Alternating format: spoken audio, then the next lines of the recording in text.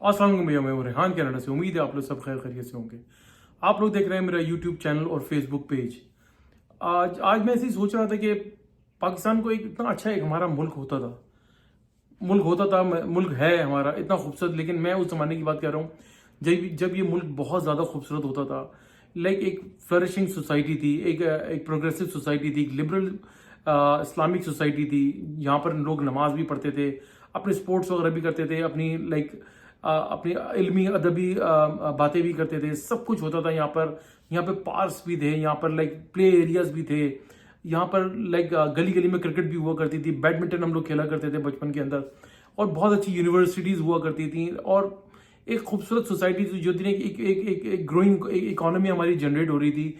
India से हम लोग बहुत आगे थे। इंडिया से ऑलमोस्ट हम डबल डिजिट के ऊपर हम लोग ग्रो कर रहे थे। मुझे याद है जब मैं छोटा था तो उस जमाने में भी लोग जब बाहर घूमने जाते थे तो पाकिस्तान की करेंसी बहुत स्ट्रांग होती थी। लाइक थाईलैंड का बात होता था वो हमसे आधा था। बहुत सारी कंट्रीज ऐसी थी कि जिनका करेंसी जो है हमसे बहुत ज़्यादा आधी हुआ करती थी। कि यकजक अचानक से क्या तब्दीली आई, क्या हुआ कि हम लोग इतनी तबाही और बर्बादी की तरफ चले गए। यानी कि आप अंदाजा करें कि जिस जमाने में हम बड़े हो रहे थे लेट 80s के अंदर, उस जमाने में कॉन्सर्ट्स हुआ करते थे लाइक वाइटल साइंस, जुनून, आवाज़ ग्रुप और फ्रेंच बेनिफिट्स। बहुत सारे ग्रुप्स ऐसे आते थे, म्यूजिक चैनल चार्ट आता था। एक ज़बरदस्त किस्म का लाइक हम लोग उस जमाने में ग्रो कर रहे थे। तो यानी कि एक अफसोस होता है कि हम लोग इस अचानक से पाकिस्तान अचानक से तो खैर नहीं हुआ। ये एक लाइक ऐसा लगता है कि सोची समझी साजिश के तहत। मुझे तो याद है मैं तो बहुत ही ज़्यादा छोटा था तो उस जमाने में बताया जाता था कि भाई सदर में एक होटल प्लाजा होता था, वहाँ पे डिस्को होता था, वहाँ पे लोग लाइक डांस वगैरह भी करते थे, डांस पार्टीज वगैरह होती थी।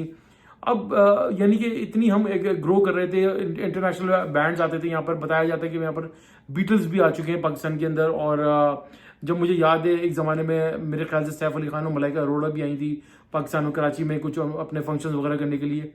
तो ये सारी चीज़ें हो रही थी और पाकिस्तान एक अच्छा इमेज बिल्डिंग थी, पाकिस्तान का एक अच्छा ग्रो कर रहा था। लोग बहुत अच्छे थे, लोगों के अंदर टॉलरेंस थी, मजहबी मुनाफरत नहीं थी, लोग एक दूसरे को बर्दाश्त करते थे, लोग एक दूसरे के साथ चलते थे, एक प्यार मोहब्बत के साथ हम रहा करते थे। कोई एथनिसिटी नहीं थी, कोई रंग नस्ल मजहब, कोई ऐसी चीज़ नहीं थी कि भाई कौन पंजाबी, महाजिर, उर्दू स्पीकिंग, सिंधी, कौन लाइक सब जानते जरूर थे कि हम उर्दू स्पीकिंग है, वो सिंधी है। तो लेकिन कभी इतनी नफरतें हम लोगों में आपस में नहीं रही, कौन पंजाबी है, कुछ भी ऐसा कुछ भी नहीं था।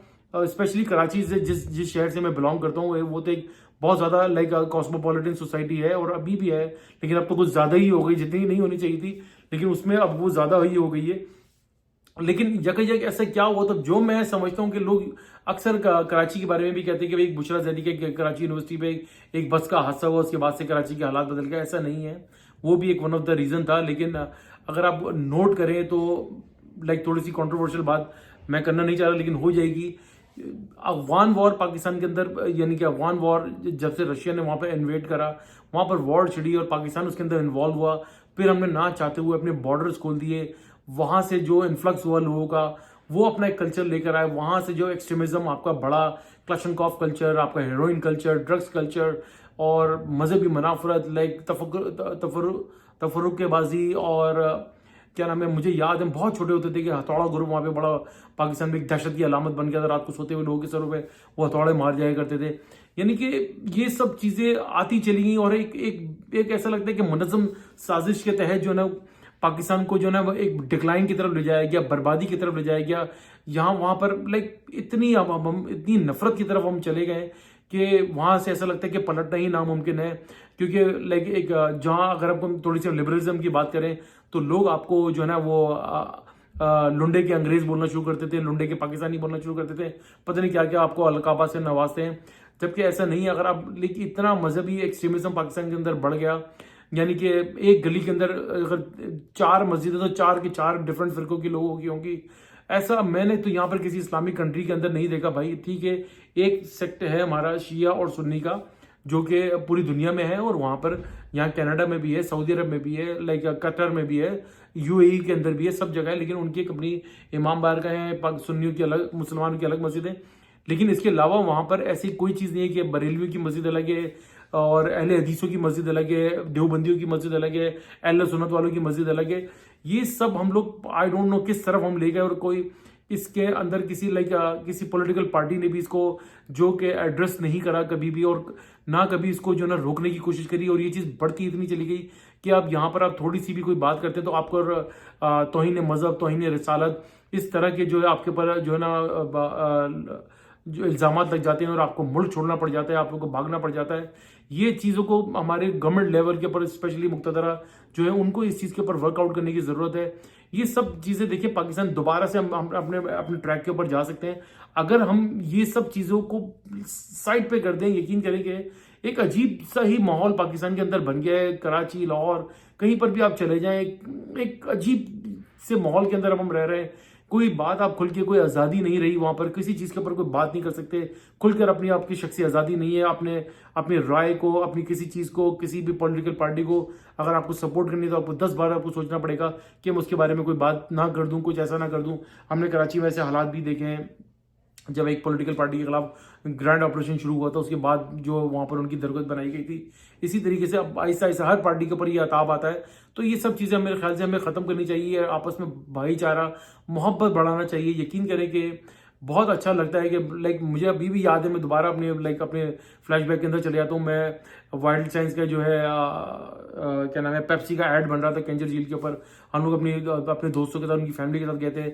हमने खुद अपने करीब से हमने जुनैद जमशेद मरूम को और रोयल हयात और शहजाद शाही, इन सब को देखा था। ये लोग सब देख वहाँ पर घूम रहे थे, अपना ऐड बनवा रहे थे। तो ये इतनी खूबसूरत एक वाइब्रेंट हमारी सोसाइटी होती थी, इतने खूबसूरत हमारे लोग हुआ करते थे, इतनी पॉजिटिव हम लोग की सोच हुआ करती थी, इतने वाइड हम लोग सोचा करते थे, इतने ब्रॉड माइंडेड हम हुआ करते थे।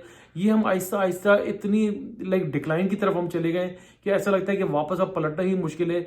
इतने यानी कि यहाँ पर अब कोई बात हो, वहाँ पर सिर्फ ये उसने ऐसे कपड़े क्यों पहने, उसने ऐसी एक्टिंग क्यों करी, उस बंदे ने इसका हाथ क्यों पकड़ा, हम इन्हीं चीज़ों में अटक के रह गए। यकीन करें कि दुनिया कहाँ से कहाँ निकल गई और हम सिर्फ इन्हीं बातों में लगे हुए हैं कि फलाने का ड्रेस, उसने उससे शादी कर ली, उस लड़की उसने तीसरी शादी कर ली, उसने चौथी शादी कर ली, ये बंदा फलाना ऐसा है। हम लोगों के पर्सनल कैरेक्टर एसोसिएशन करते हैं, हम लोग जजमेंटल हो जाते हैं,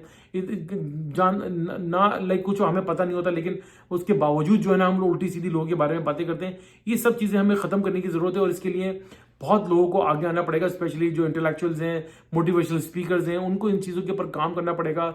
हमारी इस्टेब्लिशमेंट को इसके ऊपर काम करना पड़ेगा। ये सब चीज़ें हमें अगर हमें दुनिया में एक्सेल करना है, दुनिया के साथ चलना है, तो यकीन करें कि हमें अपनी सोच को बदलना होगा, अपने रवैये को बदलना होगा। हमें अपना तशख़्ख़ुस जो हमने पुराना था, जो हम एक बहुत अच्छी सोसाइटी होते थे, उसके दोबारा उस सोसाइटी के अंदर जाना पड़ेगा। लोगों को वो बातें बतानी पड़ेगी, उनको बताना पड़ेगा कि दुनिया के साथ कैसे चला जाता है। मैं ये नहीं कह रहा कि भाई आप मज़हब से पीछे हटिए, मज़हब तो देखें, मज़हब हमारा है। मुझे अपनी अल्लाह को जवाब देना है और मैं अल्हम्दुलिल्लाह एक मुसलमान हूँ, मैं नमाज भी पढ़ता हूँ, सब कुछ करता हूँ। लेकिन इसका ये मतलब नहीं कि मैं खुद नमाज पढ़ रहा हूँ तो मैं दूसरों को कुफर के फतवे जारी करना छोड़ दूं, मैं दूसरों के बारे में उल्टी सीधी बातें करना छोड़ दूं। क्योंकि मैं नमाज पढ़ता हूँ, क्योंकि मैं कुरान पढ़ता हूँ, इसलिए मुझे अब ये एक फतवा, मेरे हाथ में एक लाइसेंस आ गया कि मैं सबके बारे में उल्टी सीधी बातें करता रहूँगा। लेकिन ये आप अपने हर बंदे का अपना एक प्राइवेट होता है, वो नमाज पढ़ता है नहीं पढ़ता, हमें दीन ने ये बताया कि भाई हम इसको बोल सकते हैं, हिदायत दे सकते हैं कि यार चलो नमाज का टाइम हो रहा है, हम नमाज पढ़ने चलते हैं, चलो यार जो है रमज़ान शुरू होगा, रोज़े रखने चाहिए, हम बोल सकते हैं। बाय फोर्स हम किसी को कुछ नहीं कर सकते। इस्लाम जो है, दीन जो है हमारा जबर पे नहीं बना था। नबी करीम सल्लल्लाहु अलैहि वसल्लम ने अपने अखलाक से और अपने हुस्न अखलाक से जो है वो दीन फैलाया था। उन्होंने कभी किसी के ऊपर जबर नहीं करा था। तो ये सब चीज़ें हैं। मुझे यकीन करें कि देखता हूँ इतनी आफात आ रही है पाकिस्तान का, इतने फ्लड्स आ रहे हैं, सैलाब आ रहे हैं। ये चीज़ें, ये नेचुरल डिजास्टर है, ये क्लाइमेटी है, लेकिन इसके ऊपर हमें वर्कआउट करने की जरूरत है। ऐसा नहीं है कि ये दुनिया में आफात नहीं आती हैं, अमेरिका में भी आती हैं, कनाडा में भी आती हैं, पूरी दुनिया में आती हैं, लेकिन वो इसके इंतजाम करके रखते हैं। लेकिन ये हकीकत है कि 400-500 मिलीमीटर बारिश हुई तो ये अमेरिका कनाडा भी इसको नहीं संभाल सकते, लेकिन उन्होंने एनवायरनमेंट के ऊपर काम किया हुआ है, वो आज तक कर रहे हैं। ये ऑनगोइंग प्रोसेस होता है, पाकिस्तान को भी इसके ऊपर काम करना पड़ेगा। और ये एक ऑनगोइंग प्रोसेस है, ये कोई ओवरनाइट आप क्लाइमेट चेंज के ऊपर आप कंट्रोल नहीं कर सकते। इसके ऊपर वर्कआउट करना पड़ेगा, आपको सारे जो है लोगों को बिठाना पड़ेगा, इंटरनेशनल हेल्प लेनी पड़ेगी। वो आपको बताएंगे, आपको सारी चीज़ें बताएंगे भाई किस तरीके से इन चीज़ों से निपटा जाएगा। वीडियो अच्छी लगी तो भैया लाइक करें, सब्सक्राइब करें, बेल आइकन का बटन जरूर दबाइएगा, शेयर करना ना भूलिएगा। दुआ लीजिए, दुआ में बड़ी ताकत है। सदका खैरात तो चैरिटी करते रहा कीजिए, आपको बड़ी बड़ी परेशानी आफात से बचाती है। इंशाल्लाह नेक्स्ट व्लॉग में फिर हाजिर होंगे, तब तक के लिए अल्लाह हाफिज़।